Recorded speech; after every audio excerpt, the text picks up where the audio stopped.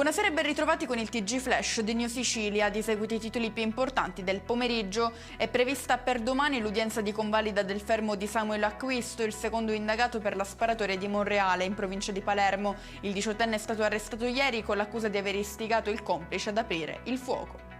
Trovato morto in casa a Trappeto, ancora in provincia di Palermo, un uomo di origine romena. A lanciare l'allarme sono stati alcuni residenti allertati da un forte odore proveniente dallo stabile. L'ingresso delle forze dell'ordine ha permesso di trovare il cadavere già in stato avanzato di decomposizione.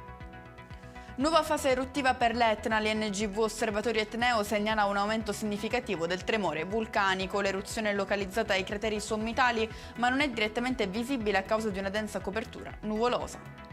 Lo sport, il Catania supera il primo e importante scoglio del suo cammino nei playoff di Serie C e lo fa battendo il Giuliano per 3-2. Gli etnei avranno giusto il tempo di rifiatare e recuperare le energie prima di scendere nuovamente in campo, sempre al Massimino, mercoledì 7 maggio alle ore 20 per lo scontro col Potenza.